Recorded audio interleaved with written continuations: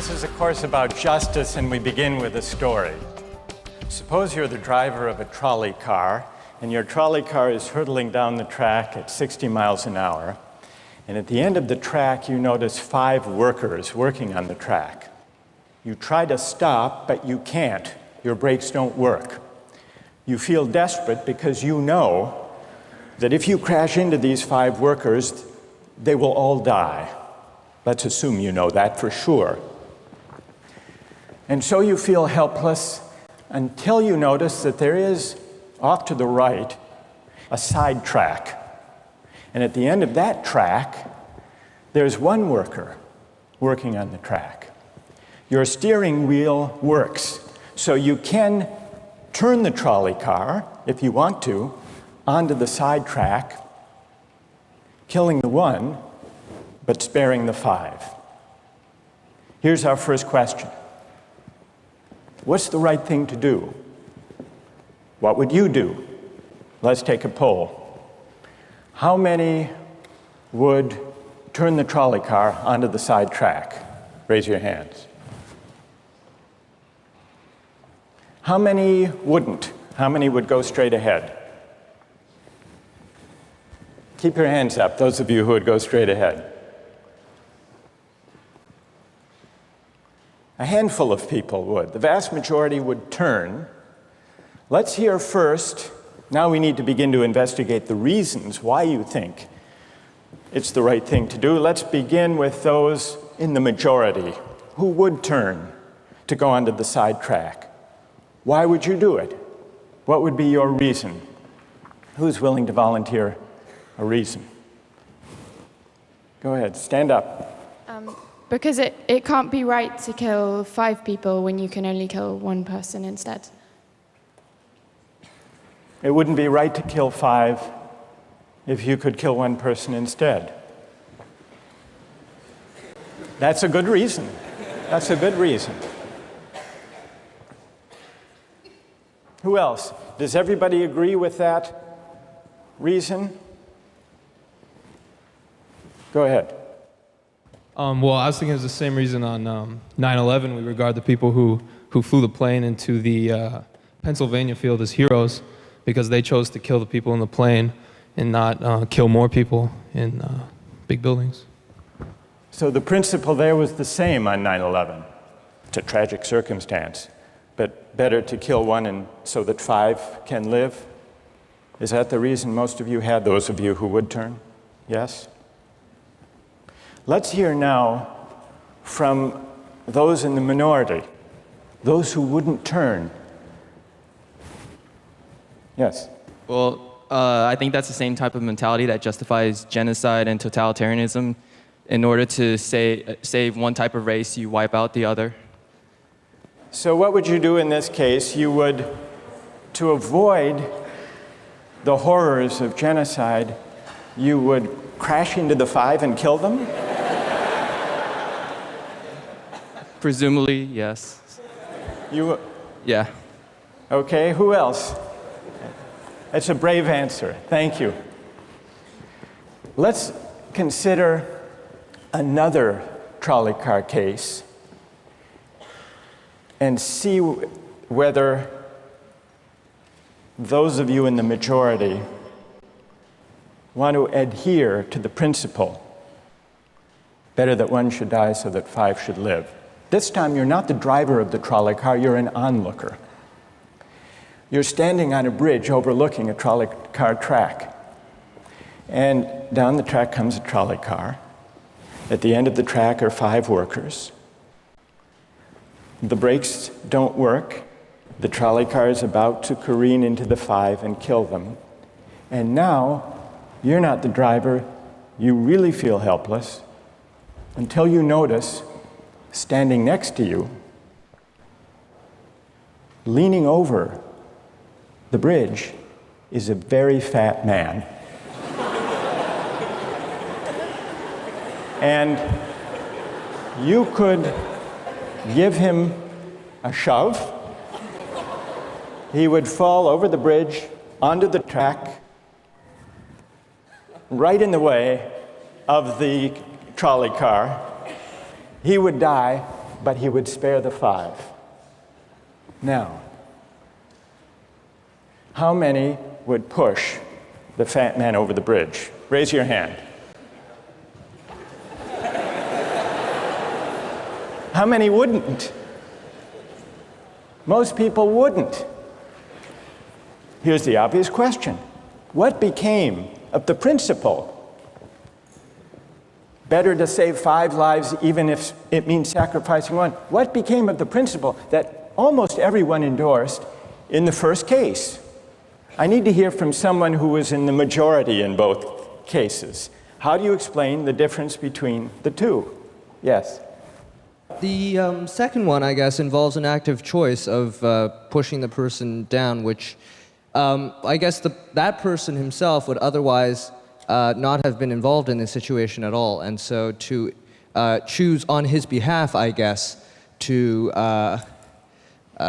involve him in something that he otherwise would have escaped is, I guess, more than what you have in the first case, where the 3 parties, the driver and the 2 sets of workers, are already, I guess, in the situation.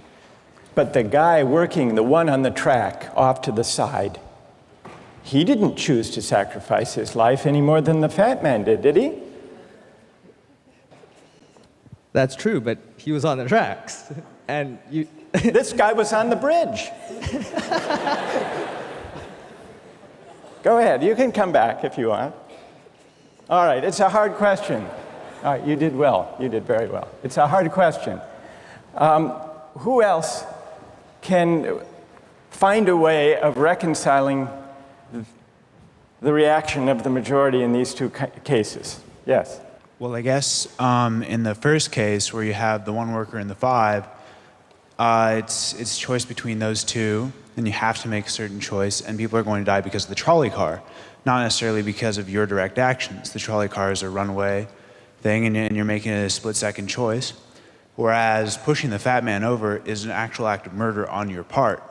You have control over that, whereas you may not have control over the trolley car. So I think it's a slightly different situation. All right, who has a reply? No, that's good. Who has a way, who wants to reply? Is that a way out of this?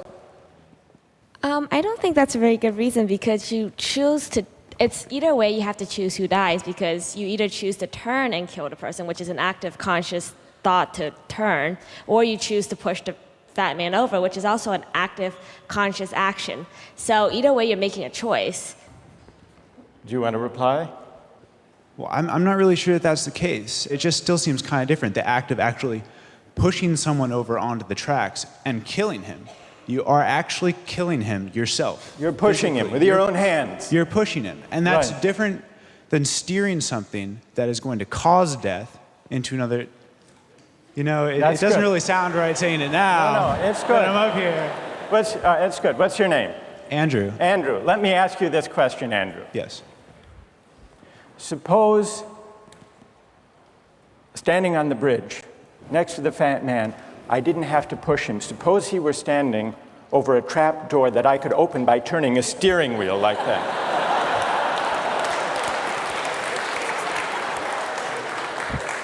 Would you turn? For some reason, that still just seems more wrong. Right? I mean, maybe if you accidentally leaned into the steering wheel or something like that. But or say that the car is hurtling towards a switch that will drop the trap.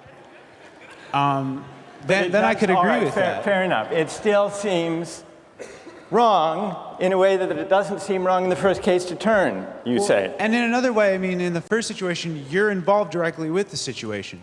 In the second one, you're an onlooker as well. All right. So you have the choice of becoming involved or not by pushing the fat man. Let's forget for the moment about this case. That's good.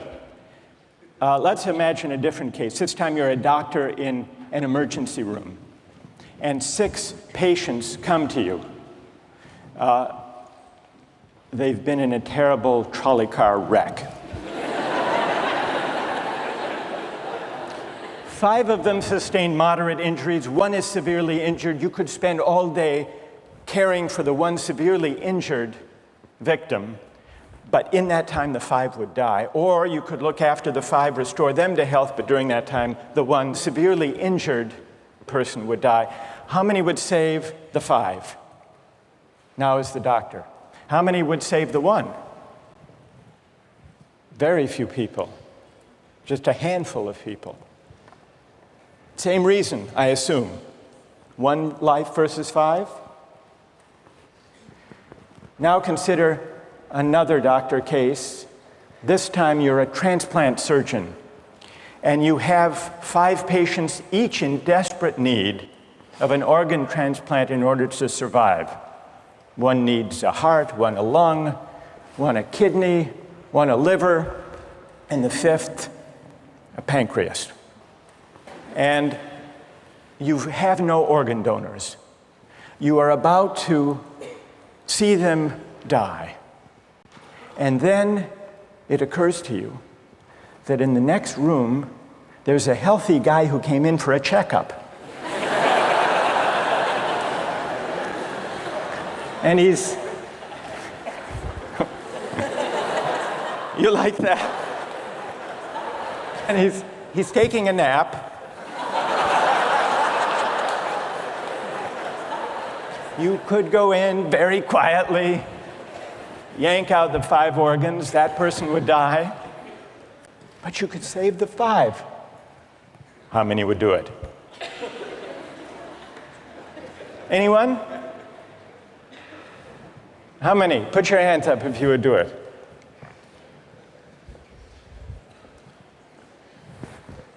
Anyone in the balcony? You would? Be careful, don't lean over too much. What? How many wouldn't? All right, what do you say? Speak up in the balcony, you who would yank out the organs. Why? I'd actually like to explore a slightly alternate possibility of just taking the 1 of the 5 who needs an organ who dies first, and using their 4 healthy organs to save the other 4. That's a pretty good idea. That's a great idea, except for the fact that you just wrecked the philosophical point. Well, let's step back from these stories and these arguments to notice a couple of things about the way the arguments have begun to unfold. Certain moral principles have already begun to emerge from the discussions we've had. And let's consider what those moral principles look like. The first moral principle that emerged in the discussion said, the right thing to do, the moral thing to do, depends on the consequences that will result from your action. At the end of the day, better that 5 should live, even if 1 must die. That's an example of consequentialist moral reasoning. Consequentialist moral reasoning locates morality in the consequences of an act, in the state of the world that will result from the thing you do. But then we went a little further, we considered those other cases, and people weren't so sure about consequentialist moral reasoning. When people hesitated to push the fat man over the bridge or to yank out the organs of the innocent patient, people gestured toward reasons having to do with the intrinsic quality of the act itself. Consequences be what they may. People were reluctant. People thought it was just wrong, categorically wrong, to kill a person, an innocent person, even for the sake of saving 5 lives. At least people thought that in the second version of each story we considered. So this points to a second categorical way of thinking about moral reasoning. Categorical moral reasoning locates morality in certain absolute moral requirements, certain categorical duties and rights, regardless of the consequences. we're going to explore in the days and weeks to come the contrast between consequentialist and categorical moral principles. The most influential example of consequential moral reasoning is utilitarianism, a doctrine invented by Jeremy Bentham, the 18th century English political philosopher. The most important philosopher of categorical moral reasoning is the 18th century German philosopher Immanuel Kant. So we will look at those two different modes of moral reasoning, assess them, and also consider others. If you look at the syllabus, you'll notice that we read a number of great and famous books. Books by Aristotle, John Locke, Immanuel Kant, John Stuart Mill, and others. You'll notice, too, from the syllabus that we don't only read these books, we also take up contemporary political and legal controversies that raise philosophical questions. We will debate equality and inequality, affirmative action, free speech versus hate speech, same-sex marriage, military conscription, a range of practical questions. Why? Not just to enliven these abstract and distant books, but to make clear, to bring out what's at stake in our everyday lives, including our political lives, for philosophy. And so we will read these books, and we will debate these issues, and we'll see how each informs and illuminates the other. This may sound appealing enough, but here I have to issue a warning. And the warning is this: to read these books in this way, as an exercise in self-knowledge, to read them in this way carries certain risks. Risks that are both personal and political. Risks that every student of political philosophy has known. These risks spring from the fact that philosophy teaches us and unsettles us by confronting us with what we already know. There's an irony. The difficulty of this course consists in the fact that it teaches what you already know. It works by taking what we know from familiar, unquestioned settings and making it strange. That's how those examples worked. The hypotheticals with which we began, with their mix of playfulness and sobriety. It's also how these philosophical books work. Philosophy estranges us from the familiar, not by supplying new information, but by inviting and provoking a new way of seeing. But, and here's the risk, once the familiar turns strange, it's never quite the same again. Self-knowledge is like lost innocence. However unsettling you find it, it can never be unthought or unknown. What makes this enterprise difficult, but also riveting, is that moral and political philosophy is a story, and you don't know where the story will lead, but what you do know is that the story is about you. Those are the personal risks. Now what of the political risks?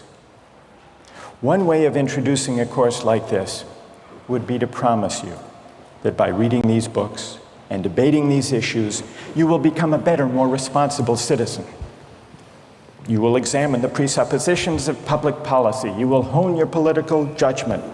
You will become a more effective participant in public affairs.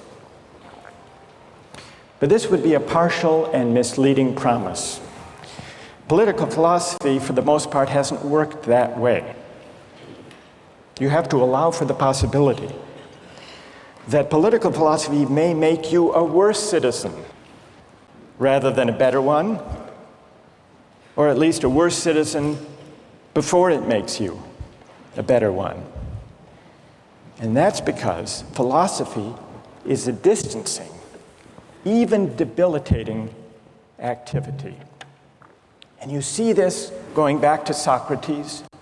There's a dialogue, the Gorgias, in which one of Socrates' friends, Callicles, tries to talk him out of philosophizing.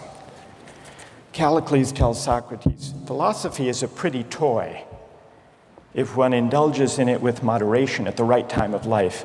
But if one pursues it further than one should, it is absolute ruin. Take my advice, Callicles says. Abandon argument. Learn the accomplishments of active life. Take for your models not those people who spend their time on these petty quibbles, but those who have a good livelihood and reputation and many other blessings. So Callicles is really saying to Socrates, quit philosophizing, get real, go to business school. And Callicles did have a point. He had a point because philosophy distances us from conventions, from established assumptions, and from settled beliefs. Those are the risks, personal and political. And in the face of these risks, there is a characteristic evasion. The name of the evasion is skepticism. It's the idea, well, it goes something like this. We didn't resolve once and for all either the cases or the principles we were arguing when we began. And if Aristotle and Locke and Kant and Mill haven't solved these questions after all of these years, who are we to think that we here in Sanders Theatre over the course of a semester can resolve them? And so maybe it's just a matter of each person having his or her own principles and there's nothing more to be said about it. No way of reasoning. That's the evasion of skepticism, to which I would offer the following reply. It's true, these questions have been debated for a very long time. But the very fact that they have recurred and persisted may suggest that though they're impossible in one sense, they're unavoidable in another. And the reason they're unavoidable, the reason they're inescapable, is that we live some answer to these questions every day. So skepticism, just throwing up your hands and giving up on moral reflection, is no solution. Immanuel Kant described very well the problem with skepticism when he wrote, "Skepticism is a resting place for human reason, where it can reflect upon its dogmatic wanderings, but it is no dwelling place for permanent settlement. Simply to acquiesce in skepticism," Kant wrote, "can never suffice to overcome the restlessness of reason." I've tried to suggest through these stories and these arguments some sense of the risks and temptations, of the perils and the possibilities. I would simply conclude by saying that the aim of this course is to awaken the restlessness of reason and to see where it might lead. Thank you very much.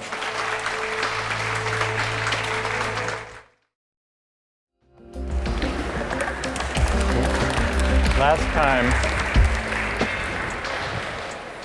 we started out last time with some stories, with some moral dilemmas about trolley cars and about doctors and healthy patients vulnerable to being victims of organ transplantation.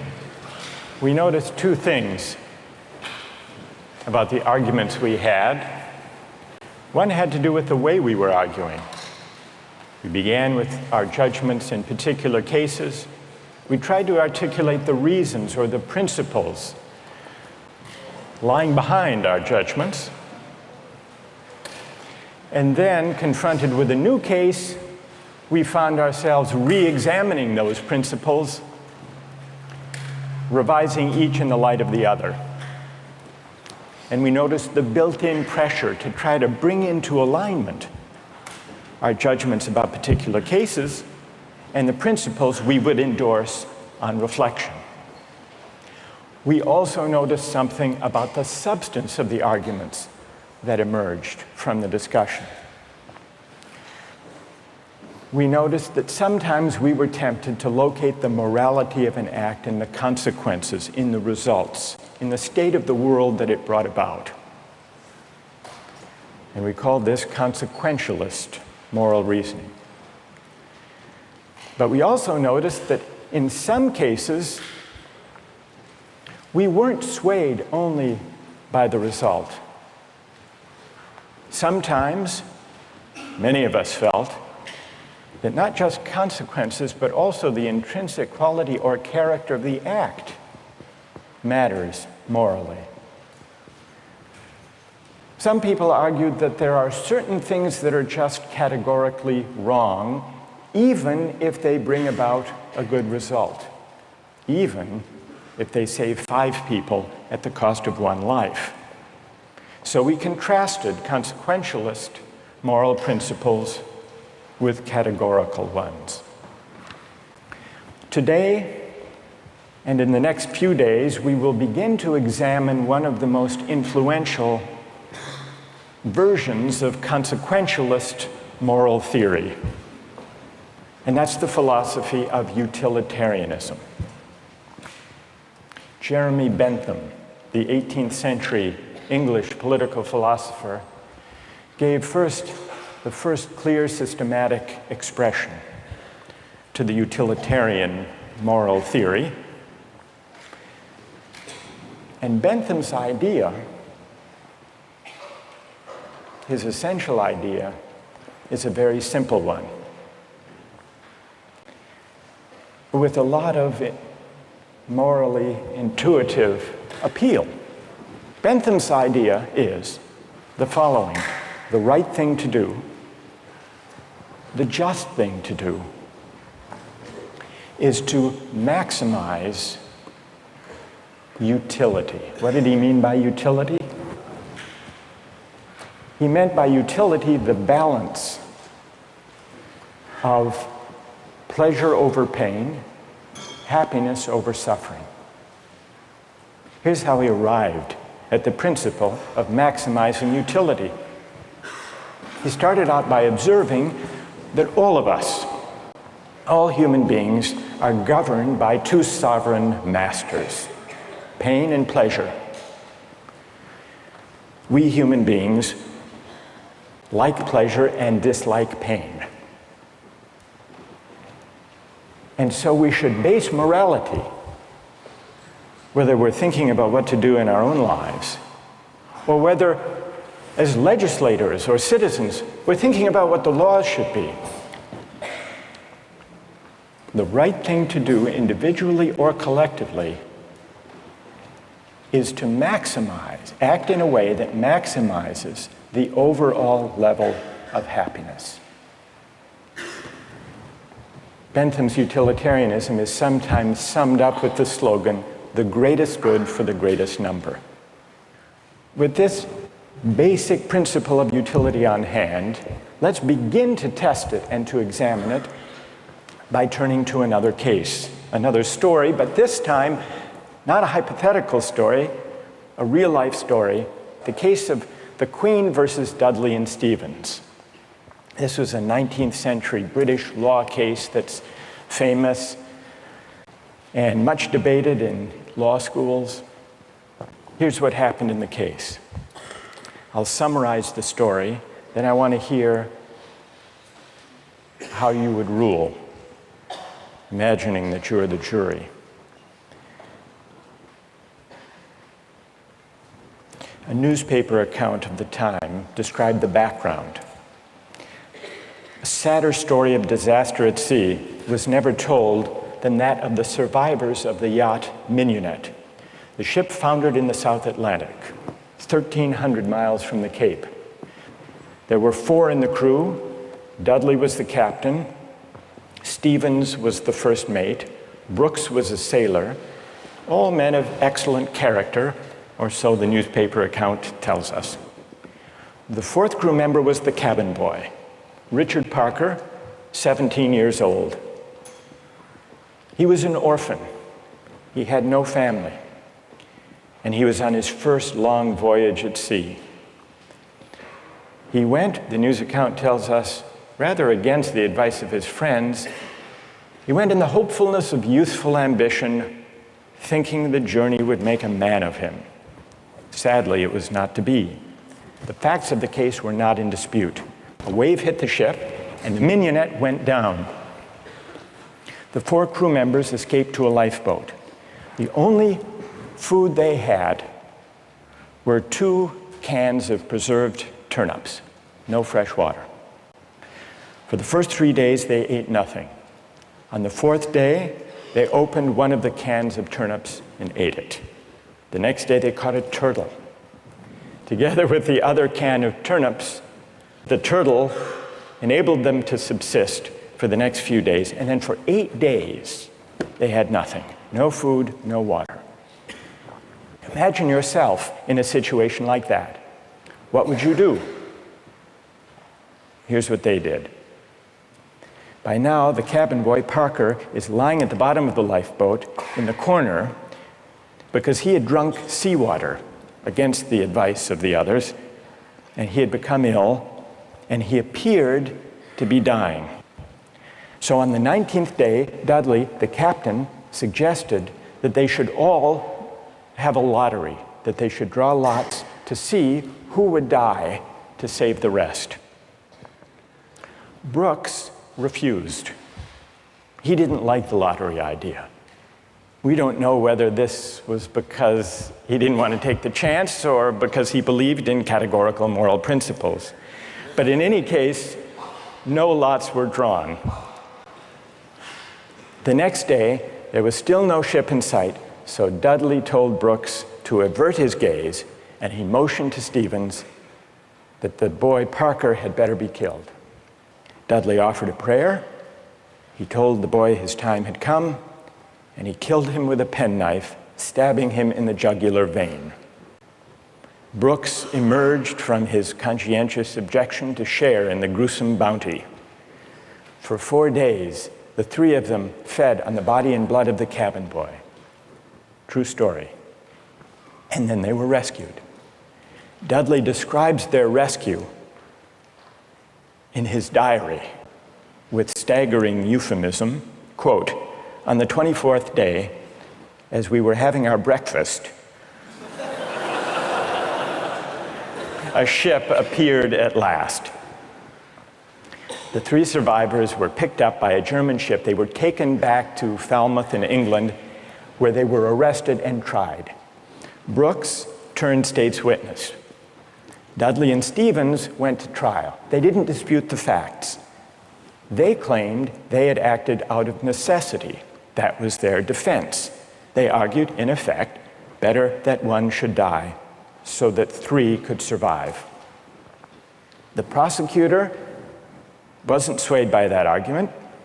He said murder is murder, and so the case went to trial. Now imagine you are the jury, and just to simplify the discussion, put aside the question of law, and let's assume that you as the jury are charged with deciding whether what they did was morally permissible or not.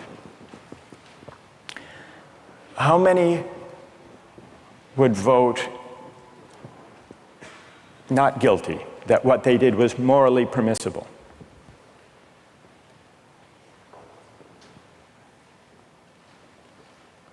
And how many would vote guilty, what they did was morally wrong? A pretty sizable majority. Now let's see what people's reasons are, and let me begin with those who are in the minority. Let's hear first from the defense of Dudley and Stevens. Why would you morally exonerate them? What are your reasons? Yes? I think it is morally reprehensible, but I think that there's a distinction between what's morally reprehensible and what makes someone legally accountable. In other words, as the judge said, what's always moral isn't necessarily against the law.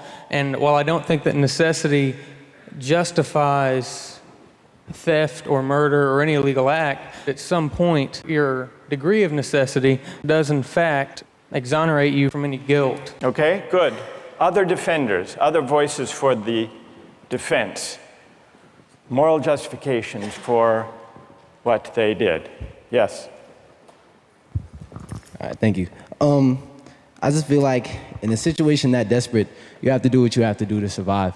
You have to do what you have to do. You got to do what you got to do, pretty much. If you've been going 19 days without any food, someone just has to take the sacrifice. Someone has to make the sacrifice, and people can survive. Right. And furthermore, from that, let's say they survive, and then they become productive members of society who go home and start like a million charity organizations and this and that and this and that. I mean, they benefit everybody in the end. Yeah. So, I mean, I don't know what they did afterwards. They might have gone and like, I don't know, kill more people, whatever. But what? What if they went home and they turned out to be assassins? What if they went gone home and turned out to be assassins? Well, you'd want to know who they assassinated. That's true too. That's fair. That's fair. Okay. I want to know who they assassinated. All right, that's good. What's your name? Marcus. Marcus. All right. We've heard a defense. A couple of voices for the defense. Now we need to hear from the prosecution. Most people think what they did was wrong. Why? Yes. One of the first things that I was thinking was, if they haven't been eating for a really long time, maybe they're mentally affected, and so then that could be used as a defense, a possible argument that they weren't in the proper state of mind, they weren't making decisions they might otherwise be making, and if that's an appealing argument that you have to be in an altered mindset to do something like that, it suggests that people who find that argument convincing do think that they were acting immorally. But I want to know what you think. You defend them. You vote. You vote to convict, right? Yeah, I don't think that they acted in a morally appropriate way. And why not? What do you say? Here's Marcus. He just defended them. He said, you heard what he said. Yes. Yes. That you've got to do what you've got to do in a case like that. Yeah. What do you say to Marcus? That there's no situation that would allow human beings to take the idea of fate or that the other people's lives in their own hands, that we don't have that kind of power. Good. Okay. Thank you. And what's your name? Britt. Britt? Yes. Okay. Who else? What do you say? Stand up. I'm wondering if Dudley and Stephen had asked for Richard Parker's consent in, dying, if that would that exonerate them from an act of murder? And if so, is that still morally justifiable? That's interesting. All right, consent. Wait, hang on. What's your name? Kathleen. Kathleen says, suppose they had asked, what would that scenario look like? So in the story, Dudley is there, penknife in hand, but instead of the prayer, or before the prayer, he says, Parker, would you mind? We're desperately hungry, as Marcus empathizes with. We're desperately hungry. You're not going to last long anyhow. Yeah. You can be a martyr. Would you be a martyr? Yeah. How about it, Parker?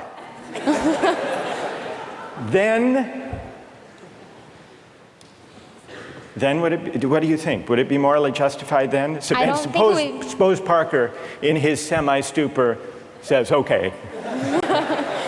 I don't think it would be morally justifiable, but I'm wondering. Even then it wouldn't be. No. You don't think that even with consent, it would be morally justified. Are there people who think, who want to take up Kathleen's consent idea and who think that that would make it morally justified? Raise your hand if it would, if you think it would. That's very interesting. Why would consent make a moral difference? Why would it? Yes. Well, I just think that if he was making his own original idea and it was his idea to start with, then that would be the only situation in which I would see it being appropriate in any way. Because that way you couldn't make the argument that he was pressured, it's 3-to-1 or whatever the ratio was. Right. And I think that if he was making a decision to give his life, then he took on the agency to sacrifice himself, which some people might see as admirable, and other people might disagree with that decision. So if he came up with the idea, that's the only kind of consent we could have confidence in. morally. Then it would be okay.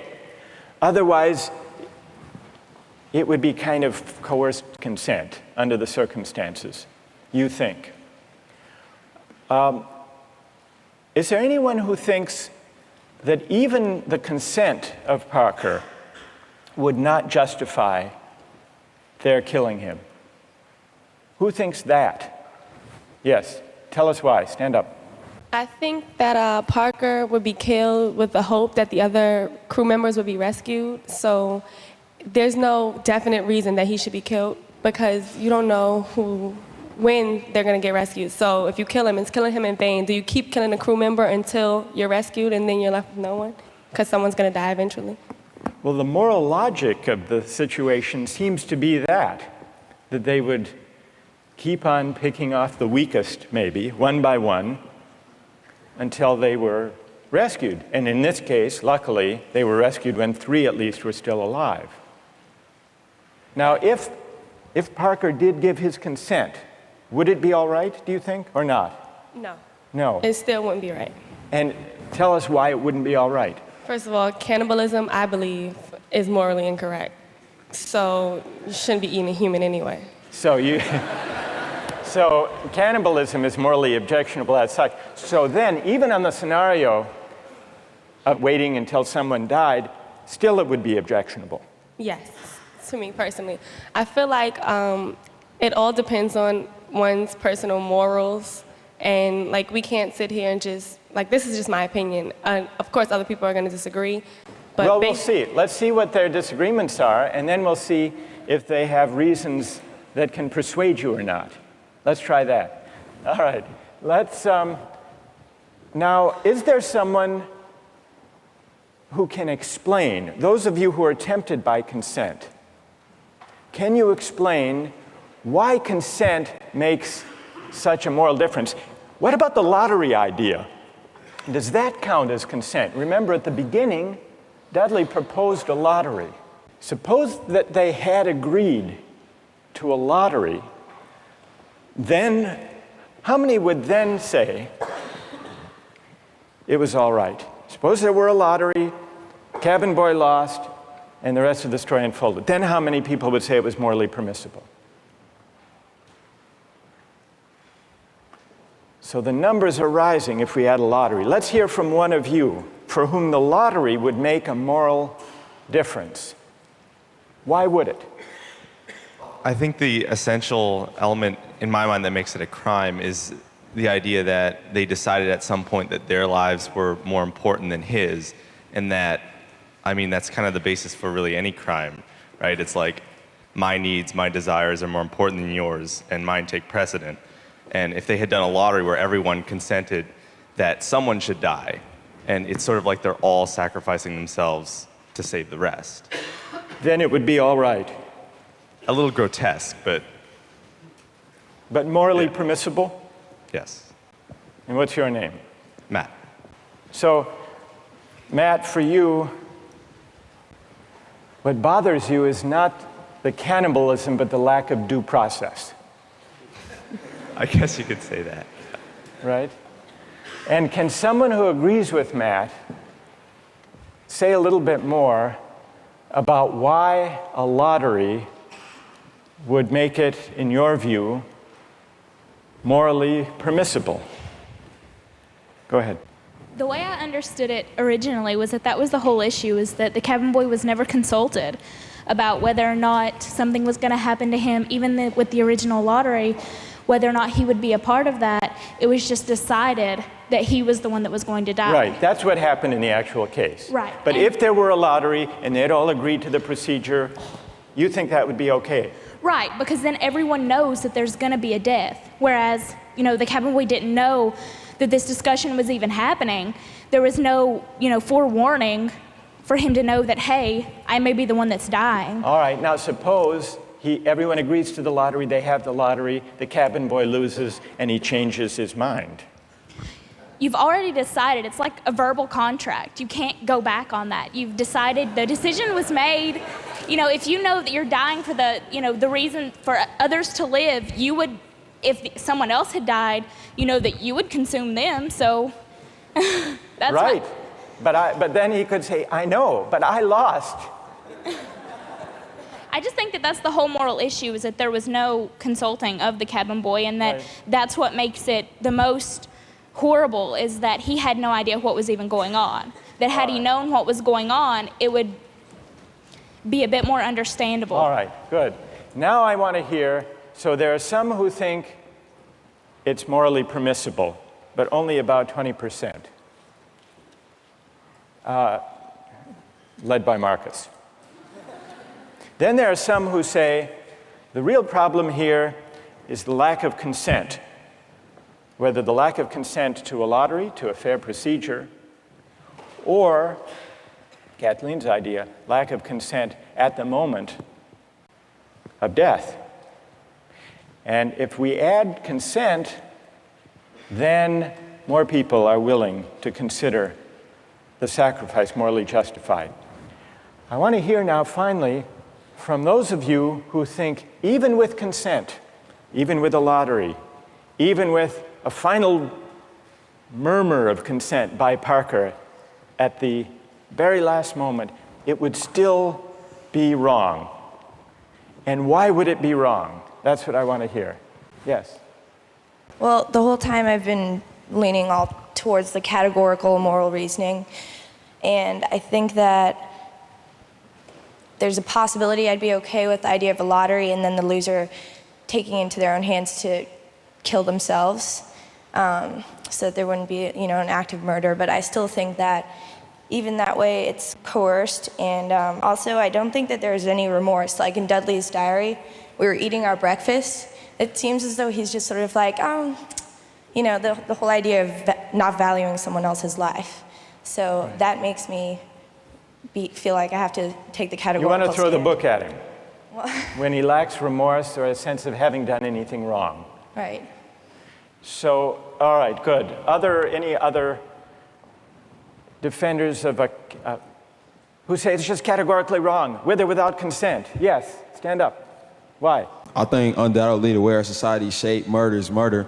Murder is murder in every way, and our society looks at murder down on it in the same light, and I don't think it's any different in any case. Good. Let me ask you a question. There were 3 lives at stake versus 1. Okay. The cabin boy, he had no family, he had no dependents. These other 3 had families back home in England, they had dependents, they had wives and children. Think back to Bentham. Bentham says we have to consider the welfare, the utility, the happiness of everybody. We have to add it all up. So it's not just numbers 3 against 1. It's also all of those people at home. In fact, the London newspaper at the time and popular opinion sympathized with them, Dudley and Stevens.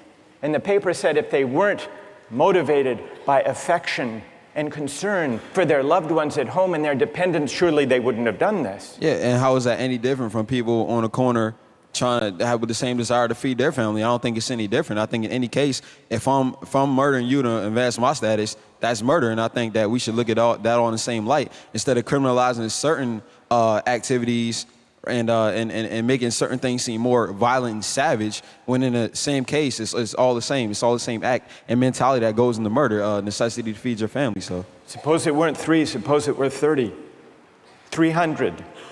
1 life to save 300. Or in wartime, 3,000. Okay. Suppose the stakes are even bigger. Suppose the stakes are even bigger. I think it's still the same deal. Do you think Bentham is wrong to say the right thing to do is to add up the collective happiness? You think he's wrong about that? I don't think he's wrong, but I think murder is murder in any case. Yeah, well, then Bentham has to be wrong. If you're right, he's wrong. Okay, then he's wrong. All right. Right. Thank you. Well done. All right, let's step back from this discussion and notice how many objections have we heard to what they did. We heard some defenses of what they did. The defenses had to do with necessity, their dire circumstance, and, implicitly at least, the idea that numbers matter. And not only numbers matter, but the wider effects matter. Their families back home, their dependents. Parker was an orphan. No one would miss him. So if you add up if you tried to calculate the balance of happiness and suffering, you might have a case for saying what they did was the right thing. And then we heard at least 3 different types of objections. We heard an objection that said, what they did was categorically wrong. Mike here at the end, categorically wrong. Murder is murder, it's always wrong, even if it increases the overall happiness of society. A categorical objection.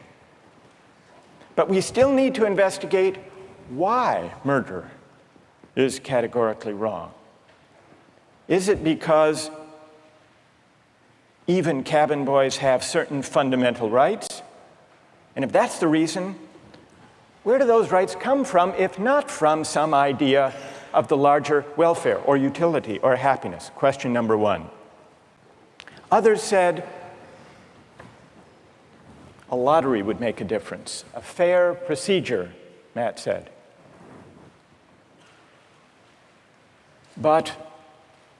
And some people were swayed by that. That's not a categorical objection exactly. It's saying everybody has to be counted as an equal, even though at the end of the day, one can be sacrificed for the general welfare. That leaves us with another question to investigate. Why does agreement to a certain procedure, even a fair procedure, justify whatever result flows from the operation of that procedure? Question number 2. And question number 3, the basic idea of consent. Kathleen got us onto this. If the cabin boy had agreed himself, and not under duress, as was added, then it would be all right to take his life to save the rest. And even more people signed on to that idea. But that raises a third philosophical question. What is the moral work that consent does? Why does an act of consent make such a moral difference that an act that would be wrong, taking a life without consent, is morally permissible with consent? To investigate those 3 questions, we're going to have to read some philosophers. And starting next time, we're going to read Bentham and John Stuart Mill, utilitarian philosophers.